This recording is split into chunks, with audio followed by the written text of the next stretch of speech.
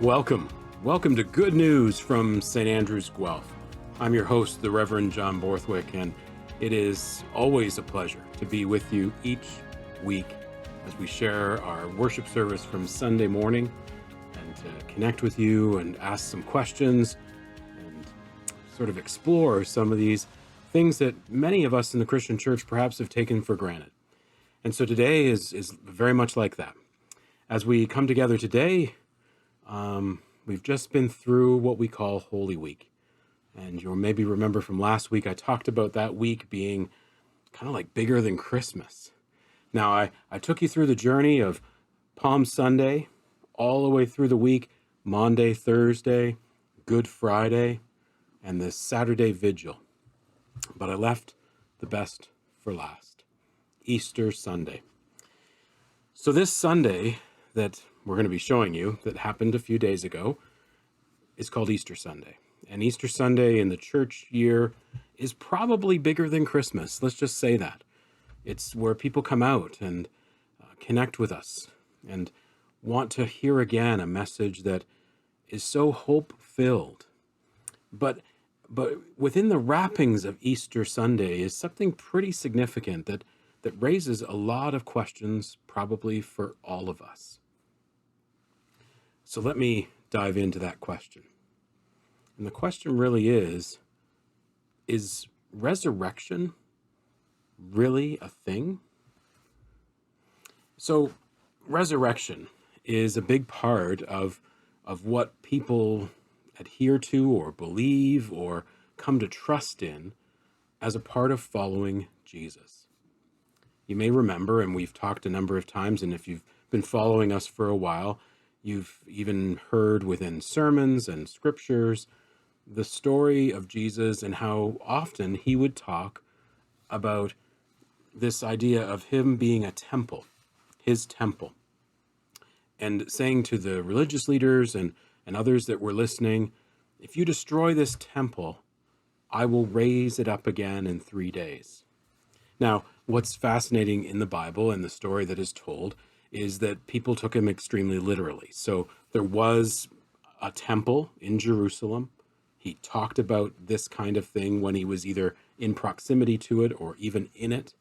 And so they took it really literally. They were like, this temple took decades to build, and you're saying that you alone could rebuild it in 3 days? You'll also know that the disciples were told this often. But as with many human beings, he often prefaced it with all the stuff that we went through in the earlier part of Holy Week. The Palm Sunday all the way to Saturday Vigil, where Jesus is arrested, mistreated, suffers, tortured, and dies on a cross and is buried in a tomb. He said that he would suffer and die if he went to Jerusalem. But he also said, in 3 days, I will rise again. And as many human beings, we can't hear, once we hear that, maybe the bad news that comes first. And so, as we connect with this Sunday, we hear this news of resurrection. And I just wanted to dive a little deeper into what that might mean for us today. So the story goes that he's been buried, he's in a tomb, and they've rolled a stone across the tomb. And part of the burial customs in Jesus' day was that dead bodies would be anointed with kind of oils and fragrant perfumes and things like that. Probably a first century way of keeping the smell down, but also just as a ritual way of, in a sense, getting intimately connected with the reality of death. What a profound, moving connectedness for a people in Jesus' day that's very much lost in our culture today, in sort of the North American contemporary culture of how we deal with death. But so on the way, and it's some women that are going to do this anointing, and on the way to the tomb, they're wondering, how are we going to get that stone across? And they're wondering a variety of things.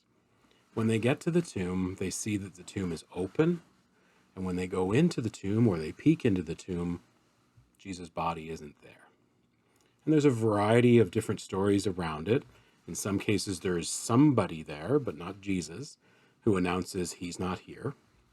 In another situation, someone is a being of sorts, is sitting essentially on the top of the tomb or around the tomb and says, no, he's not here. He is risen. And then the women go and tell the disciples, and in different accounts, the one from Mark this week has a very interesting account because people basically run away scared. They don't know what's going on. In another account, two disciples race each other to get there and see whether he is risen or not.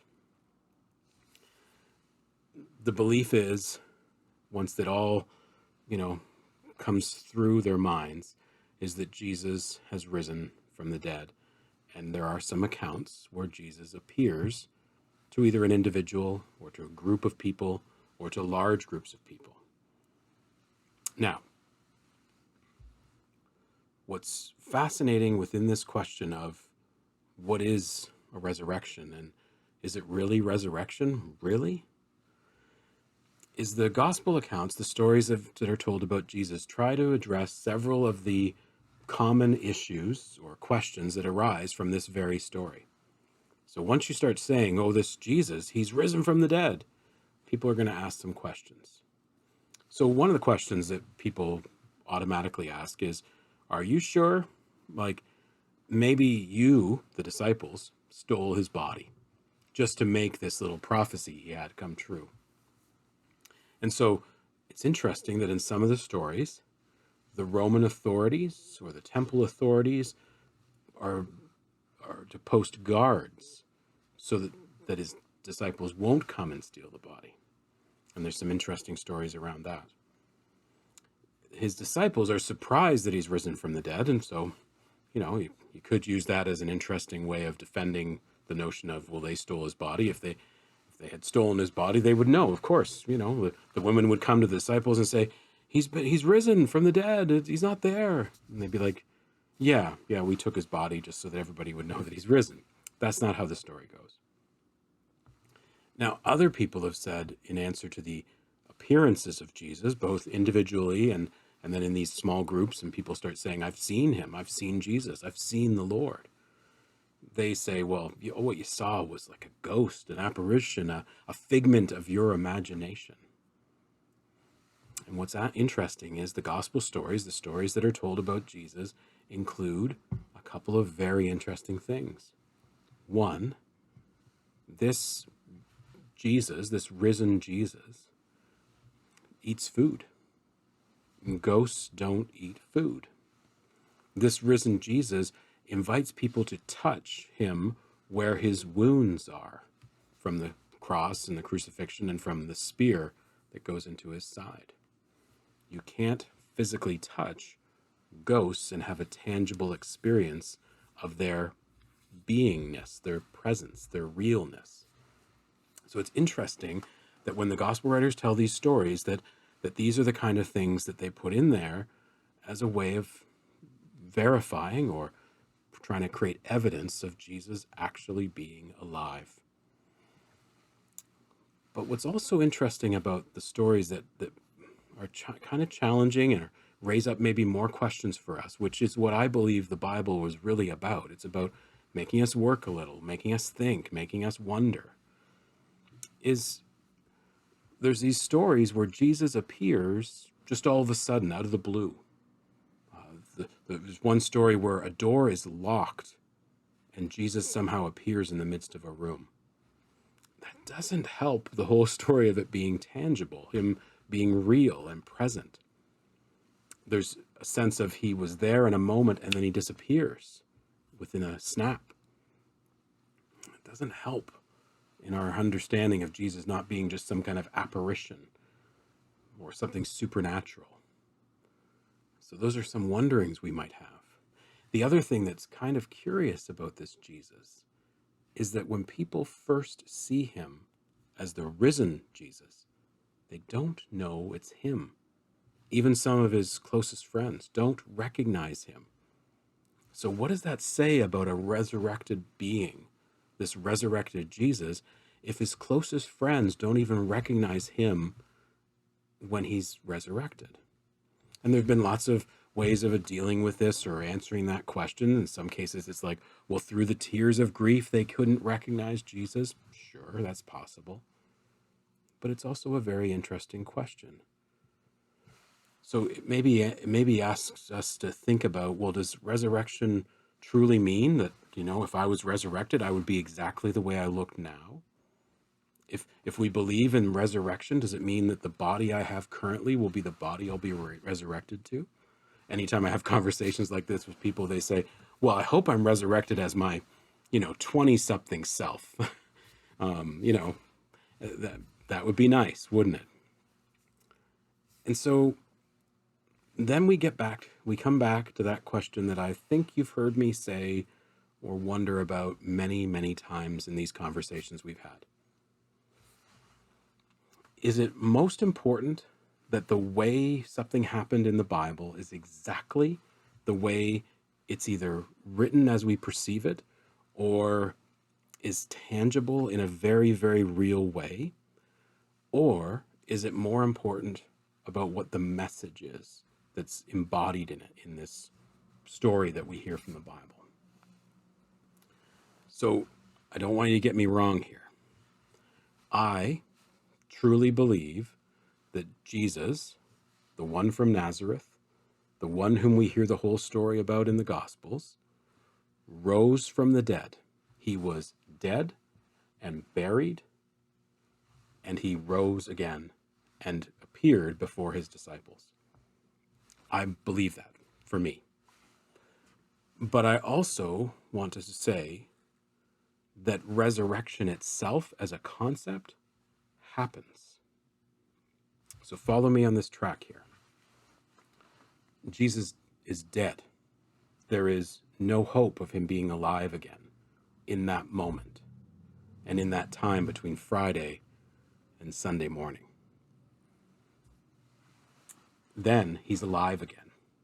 Something unbelievable, something we couldn't have imagined has happened, and new life has happened for Jesus, and our lives are transformed. I have met and I have heard and I have encountered stories of resurrection in my life, and I know in the lives of so many other folks, for years. The story of someone whose life looks like it's just going in a direction that'll never change. There doesn't seem to be any hope. Anything that they hoped would be different just doesn't seem to be happening for them. And in a sense, everything that they'd hoped for is dead and buried, you might say. And then something changes, something profound, something amazing, and new life is possible. They've recovered, they've done something new, they've been transformed, they are alive again. And in a way, we don't even recognize them as the same person that they were before. I believe resurrection happened, and resurrection happens. And so wherever you find yourself on that kind of spectrum, I want you to celebrate with me today on this Easter Sunday, as we celebrate this wonderful day of new hope, new life, new possibilities. So today, our service that you'll be hearing and be a part of is our service from Sunday, Easter Sunday, April the 4th, 2021. It is the amazing, exciting, music is changing. There's, in a sense, trumpets and triumphant, and it's exciting and joyous because he is risen. He is risen indeed. Our text is from Mark chapter 16, verses 1 through 8. And you get to hear a very interesting way that Mark tells the story of Jesus' resurrection. And we're also sharing the sacrament of Holy Communion. So I hope that you'll prepare a little bread, something, a little beverage, something, and share the meal as we share a feast with our risen Lord on this wonderful day filled with alleluias. Taste and see the Lord is good, and experience the good news of Jesus' resurrection, of new hope and new life in your lives today.